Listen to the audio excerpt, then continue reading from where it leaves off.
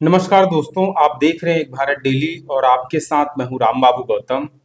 आज मैं आपको कुछ तस्वीरें दिखाने वाला हूं और इन तस्वीरों को देख करके आप चौंक जाएंगे और अचरज में पड़ जाएंगे, अचंभित भी हो जाएंगे। और मीडिया के द्वारा और बहुजन समाज पार्टी के विरोधियों के द्वारा बहन जी की एक जो तस्वीर, एक जो धारणा बनाई गई है लोगों के मन में, वो धारणा भी आज टूट जाएगी, चकनाचूर हो जाएगी। वो धारणा आज मिट्टी में मिल जाएगी, क्योंकि आज उस धारणा से पर्दा उठने जा रहा है। मैं आज आपको कम बताऊंगा, लेकिन ये तस्वीरें आपको ज्यादा बताएंगी।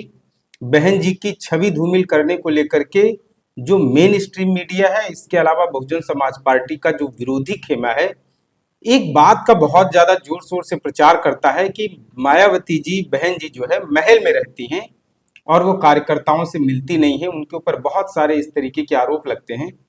लेकिन मैं आज आपको कुछ ऐसी तस्वीरें दिखाने वाला हूं जो इस पूरी धारणा को जो है वो ध्वस्त कर देगा।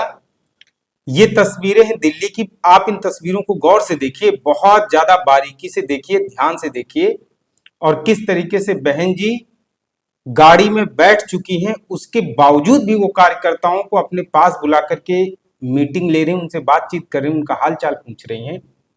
और ये तस्वीरें दिल्ली की हैं।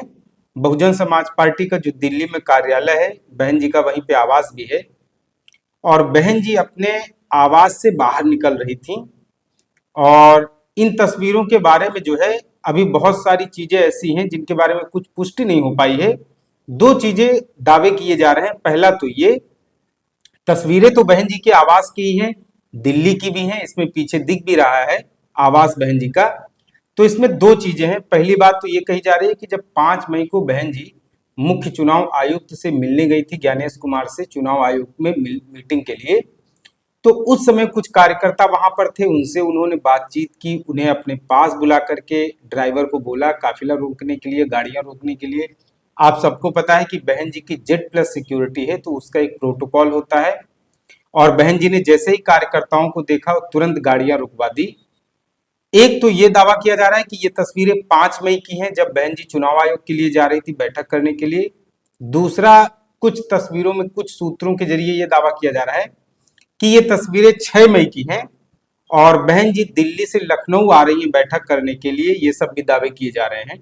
खैर, तस्वीरें 5 मई की भी हो सकती हैं, 6 मई की भी हो सकती हैं। तारीख पर बहुत ज्यादा जोर देने की जरूरत नहीं है।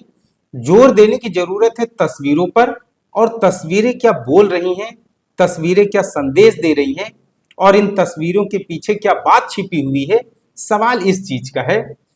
तो बहन जी के बारे में एक आम धारणा लोगों के तरफ से बनाई गई है कि वो कार्यकर्ताओं से मिलती नहीं है, समय नहीं देती हैं। और बड़े बड़े पदाधिकारी जो है, प्रदेश अध्यक्ष पार्टियों, कई प्रदेशों के प्रभारी जो है, वो बहन जी से समय मांगा करते हैं, समय मिलता नहीं अभी। तो इस तरीके के आरोप कई सारे लगते हैं। कुछ दिनों पहले जो है जसवीर सिंह गढ़ी, जो कि पंजाब में बहुजन समाज पार्टी के जो है प्रमुख हुआ करते थे, उन्होंने भी आरोप लगाया था इस तरीके की, बहन जी मिलने का समय नहीं देती हैं। और इसके अलावा बाद में हालांकि वो बेनकाब भी हुए थे, एक्सपोज भी हुए थे, क्योंकि उन्होंने आम आदमी पार्टी ज्वाइन कर ली थी और उनको वहां पर स्टेट जो शेड्यूल कास्ट कमीशन है, वहां पे अनुसूचित जाति आयोग का, उनको चेयरमैन बनाया गया था और उसको राज्य मंत्री का जो है उनको दर्जा मिला था। और ये तो जसवीर सिंह गढ़ी, इसके अलावा और भी बहुत सारे लोग इस तरीके के नेता बहन जी के ऊपर आरोप लगाया करते हैं। लेकिन आप सोचिए कि इस तरीके के आरोप लगाने वाले प्रदेश प्रभारी लेवल तक के होते हैं, तो बहन जी ने जब प्रदेश प्रभारियों को मिलने का समय नहीं देती, तो फिर एक कार्यकर्ता को कैसे, एक किसी जिले के जिला अध्यक्ष को कैसे मिलने के लिए बुला लेंगी, वो भी सड़क पर, और वो भी तब जब वो इंतजार कर रहे, वो जब वहां पर खड़े हुए थे और बहन जी की अचानक उनके ऊपर नजर गई, तो बहन जी ने खुद बुला लिया। तो पहली बात तो ये धारणा अपने आप में टूटती है। इसे हालांकि बहुजन समाज पार्टी के कई नेता तोड़ भी चुके हैं। वो ये बात कहते हैं कि ऐसा बिल्कुल नहीं है, बहन जी हर कार्यकर्ता को समय देती हैं, जो पार्टी के लिए समर्पित भाव से काम करता है बहन जी उनसे मिलती भी हैं। हाँ, सोशल मीडिया पर स्टंटबाजी के लिए कई बार जो है ये सब चीजें प्रतिबंधित होती हैं। बहन जी अपना खुद और कार्यकर्ताओं से भी यही अपेक्षा करती हैं कि वो अपने जीवन में सादगी को सबसे ज्यादा सर्वोपरि स्थान दें। तो दरअसल उत्तराखंड में एक जिला पड़ता है, उसका नाम है उधम सिंह नगर। और वहां से कुछ लोग मिलने के लिए बहन जी से, वहां के जिला अध्यक्ष और कुछ और नेता मिलने के लिए दिल्ली आए हुए थे। लेकिन उसी बीच में बहन जी अपने आवास से निकल चुकी थी। लेकिन जब बहन जी जा रही थी तो उनकी अचानक से नजर इन कार्यकर्ताओं पर पड़ती है और बहन जी गाड़ी में बैठ भी चुकी थी और चल चुकी थी, और अचानक से जैसे ही उनकी नजर पड़ी कार्यकर्ताओं पर तो उन्होंने जो है आनन फानन में अपने ड्राइवर को जो है आदेश दिया और तुरंत काफिला वहीं पे रोड पे ही रुकवा लिया और कार्यकर्ताओं को इशारे से बुलाया भी अपने पास, और अपने पास बुला करके उनका हालचाल पूछा, उनसे कई सारी चीजें बातें भी की। पार्टी में उधम सिंह नगर में उत्तराखंड में पार्टी का काम किस तरीके से चल रहा है इस चीज को लेकर के भी उन्होंने समीक्षा की, पूछा, उन कार्यकर्ताओं का भी हालचाल पूछा। और बहन जी ने अपना काफिला रुकवा के, सड़क पे ही गाड़ी रुकवा के कार्यकर्ताओं को अपने पास में बुला करके उनका हाल चाल पूछना, ये सब कार्यकर्ताओं के लिए बहुत ज्यादा उत्साह और जोश से भर देने वाला था उनके लिए। तो कार्यकर्ताओं को उम्मीद नहीं थी कि बहन जी गाड़ी के अंदर बैठ चुकी, उनका काफिला चल चुका है, उसके बावजूद भी उनको बुलाया जाएगा। लेकिन जैसे ही वो बहन जी से मिलते हैं और बहन जी का आशीर्वाद लेते हैं तो उनकी भूख प्यास मानो खत्म सी हो गई और वो जोश और उत्साह से इतने ज्यादा लबरेज हो गए। फिर उन्होंने बताया कि बहन जी से उनकी जो है कई सारी बातें हुई हैं, और बहन जी ने सबसे खास बात यह है कि जो कार्यकर्ताओं को बताया है, जो उनको मंत्र दिया है, वो अपने आप में काफी ज्यादा है, काफी ज्यादा उत्साह भरने वाला है लोगों में। बहन जी ने कार्यकर्ताओं से कहा कि आप लोग खुल करके और पूरे जोश और उत्साह के साथ चुनाव की तैयारी करिए, और 2027 जो है वो बहुजन समाज पार्टी के लिए और इस देश की राजनीति के लिए बहुत महत्वपूर्ण होने वाला है। और उन्होंने कहा है कि उत्तर प्रदेश और इस बार उत्तराखंड में भी बहुजन समाज पार्टी सरकार बनाने वाली है। और बहन जी ने कहा है कि इस बार बहुजन समाज पार्टी ने संकल्प लिया है कि उत्तर प्रदेश में सरकार बनेगी बसपा की, उत्तराखंड में भी बसपा जो है सरकार बनाएगी। इसके अलावा उस समय और भी राज्यों में जब पंजाब समेत कई स्टेट में चुनाव हो रहे होंगे तो बहुजन समाज पार्टी बहुत मजबूती के साथ इस बार चुनाव में उभर करके सामने आने वाली है। तो फिलहाल बहुजन समाज पार्टी की सुप्रीमो बहन जी से आशीर्वाद मिलने के बाद कार्यकर्ताओं का जो जोश है, उनका हौसला है, वो 7वें आसमान पर है। कार्यकर्ता काफी ज्यादा उत्साहित है। और ये जो तस्वीरें मीडिया में आई हैं, ये तस्वीरें सोशल मीडिया पर जो वायरल हो रही, कहीं ना कहीं इन तस्वीरों ने उन मिथक को, उन धारणाओं को और उन अफवाहों पर पूरी तरीके से जो है पूर्ण विराम लगा दिया है। जो बहन जी के बारे में प्रचार करते हैं या बहन जी के बारे में दुष्प्रचार किया जाता है कि बहन जी कार्यकर्ताओं से नहीं मिलती हैं, पार्टी के लोगों से नहीं मिलती हैं, तो ये सब बेकार की चीजें हैं। ये सिर्फ और सिर्फ विरोधियों की तरफ से एक अफवाह फैलाई जाती है, एक र्यूमर्स क्रिएट किया जाता है, ऐसा नहीं है।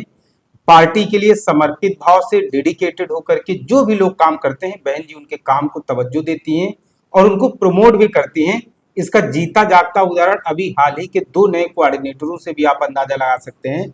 बहन जी ने किस तरीके से राजा राम जी को नेशनल कोऑर्डिनेटर बनाया, जो कि आजमगढ़ के रहने वाले हैं, पूर्वी उत्तर प्रदेश के। इसके अलावा पश्चिमी उत्तर प्रदेश से रणधीर बेनीवाल को नेशनल कोऑर्डिनेटर बनाया। ये सब बहुजन समाज पार्टी में बहुत ही तीसरी या चौथी पंक्ति में काम कर रहे थे। इनको बहन जी उठा करके सीधे जो है वो दूसरी पंक्ति में लेकर के आई हैं। तो कार्यकर्ताओं को, जो लोग पार्टी के लिए डेडिकेटेड, समर्पित और निष्ठा भाव से काम करते हैं, उनको बहन जी आगे भी बढ़ाती, उनकी कद्र भी की जाती है। और फिलहाल ये तस्वीरें अपने आप में बहुत कुछ बयां कर रही हैं। ये तस्वीरें ये भी बता रही हैं कि बहन जी किस तरीके से कार्यकर्ताओं का जोश, उनका मनोबल, उनका उत्साह बढ़ा रही हैं, जिससे कि 2027 में बहुत आक्रामक तरीके से बहुजन समाज पार्टी पुराने प्लेटफॉर्म पे अपने वापस आ सके। फिलहाल तस्वीरें बहुत कुछ कह रही हैं, इन तस्वीरों से बहुत कुछ समझा भी जा सकता है। 2027 में बहुजन समाज पार्टी जरूर दमदारी के साथ वापसी के लिए कोई अंडरग्राउंड प्लान बना रही है। बहन जी जो रणनीति बना रही हैं, बहन जी जो प्लान बना रही हैं, वो वाकई में 2027 में कोई चमत्कार या करिश्मा से कम नहीं होगा। तो फिलहाल इन तस्वीरों को लेकर के बहन जी ने जो सादगी के साथ कार्यकर्ताओं का हालचाल पूछा, उनसे मुलाकात की, इनको लेकर के आपका क्या दृष्टिकोण है, आपका क्या नजरिया है, इन तस्वीरों को लेकर के आप क्या कहना चाहते हैं, ये वीडियो स्टोरी हमारी कैसी लगी, इसके बारे में कमेंट करके जरूर बताएं।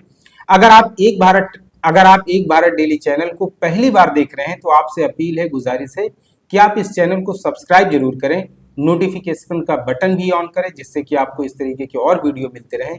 जानकारी अच्छी लगी हो तो इसे दूसरों तक भी शेयर करें। धन्यवाद।